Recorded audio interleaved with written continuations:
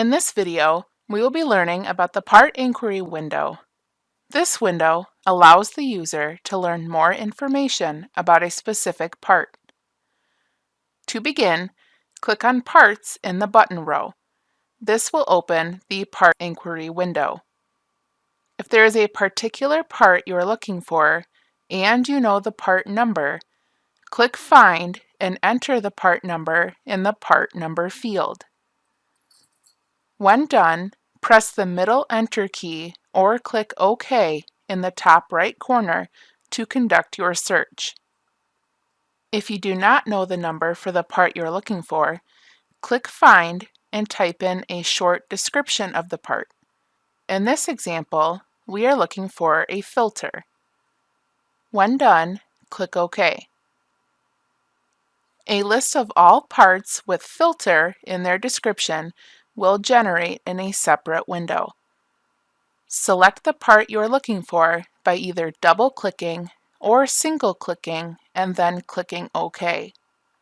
The Part Inquiry window will automatically populate with the details about our selected part. The Part Inquiry window provides a great deal of information all in one place. Part number, description, and vendor can all be found in the top left corner of the window.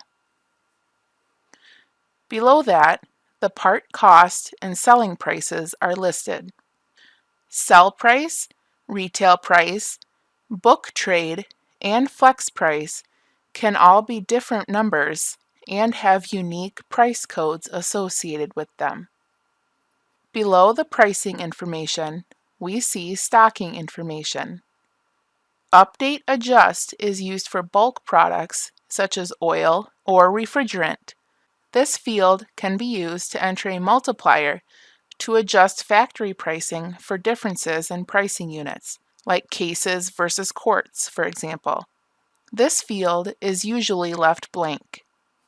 The minimum on hand and maximum on hand fields are used to set limits to how many units of a part you have in stock at any one time. Let's say more than 1 but less than 10. To use these fields, check the boxes and input your desired values.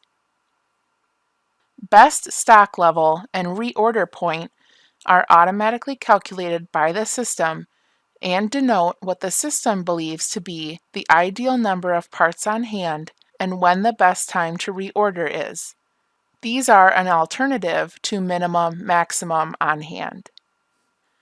The hazmat field is where to include an associated hazardous material charge, if any. Note: if you must include a hazmat charge, it must also be set up in accounting so that billing is correct. The source is a way to categorize parts and ties into accounting. Each dealership has a unique list of sources.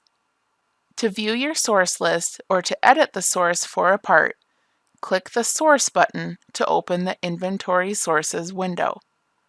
This window also contains information about the part's phase-in, phase-out parameters. Phase-in parameters determine when a part is listed under stocking or S status, and phase-out parameters determine when the part is changed to non-stocking or N status.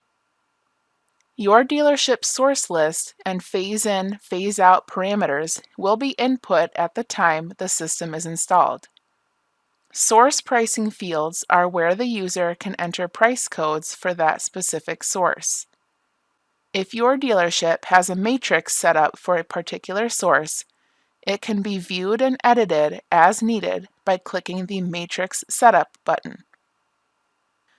Back on the Part Inquiry window, bin location and on hand indicate where the part is stocked and how many units are currently in inventory. The purchase order history is displayed in the bottom left corner of the Part Inquiry window. The PO number, quantity ordered, date, order type, and quantity received for each individual order are listed here. In the top right corner of the window, you can find the part's stocking status as well as all associated part numbers. For example, Ford parts have a long part number issued by the manufacturer, as well as a shorter part number issued by Motorcraft. The alternate part number field displays the additional part number if applicable.